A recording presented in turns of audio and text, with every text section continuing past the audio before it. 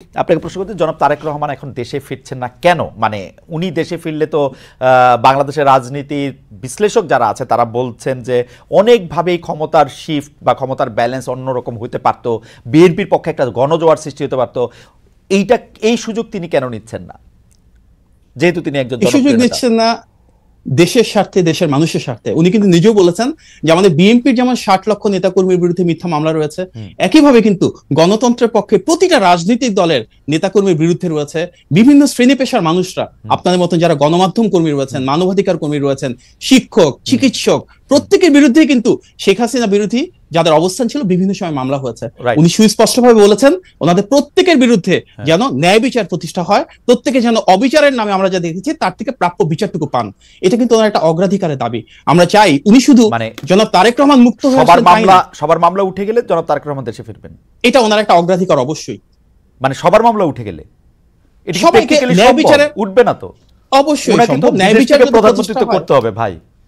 না, উনি কেন বিদেশ থেকে প্রধানমন্ত্রিত্ব করবেন? আমরা সবসময় বলে এসেছি কি এই অন্তর্বর্তী সরকারের মূল ম্যান্ডেটটা হচ্ছে একটা অবাধ, সুষ্ঠু এবং গ্রহণযোগ্য নির্বাচন আয়োজনের পাশাপাশি বিচার বিভাগ, জনপ্রশাসন এবং আইন শৃঙ্খলা বাহিনীর সংস্কারটুকু করা। যদি বিচার বিভাগের সংস্কার ঠিক মতো হতো, গত 8 মাসেই কিন্তু আমরা দৃশ্যমান ভাবে অনেক মানুষকে এসব অবিচার থেকে মুক্ত অবস্থায় দেখতে পেতাম। কোর্টের জন্য দাঁড়ে দাঁড়ে ঘুরতে হতো না মিথ্যা মামলার জন্য। আমরা দেখেছি মিথ্যা, গায়েবী, জালিয়াতির মামলা, সেগুলো থেকে তো অবশ্যই মানুষের বিচার বিভাগের সংস্কারটা একটা জরুরি আছে, কারণ তারেক সাহেবের সব মামলা উঠে যাচ্ছে, তার নেতা কর্মীদের মামলা উঠতেছে না। এটা তো নিশ্চয়ই একটা ভালো জিনিস হচ্ছে না। আপনি নিশ্চয়ই এটার জন্য বারবার পুশ করছেন।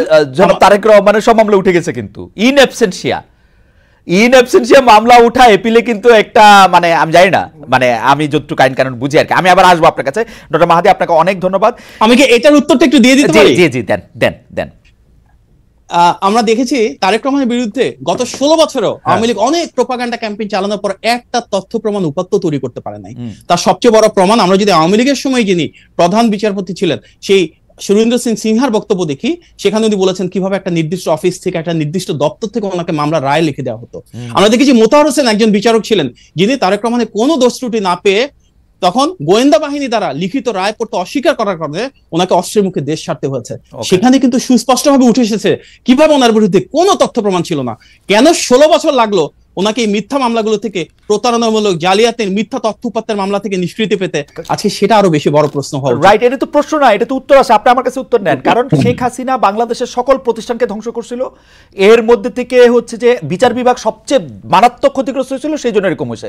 কিন্তু এখন জনাব তারেক রহমানের বিরুদ্ধে আর কোনো মামলা নাই, হত্যা মামলা থেকে দায়, মানে যে কোনো সব মামলা থেকে তার আসলে বেকসুর উনি খালাস পেয়েছেন। এখন উনি কেন দেশে আসছেন না সেটা নিশ্চয়ই আমরা একটু আবার পরে আপনার কাছ থেকে শুনবো। আমরা একটু জনাব নাসিরউদ্দিন পাটোয়ারির কাছে যেতে চাই।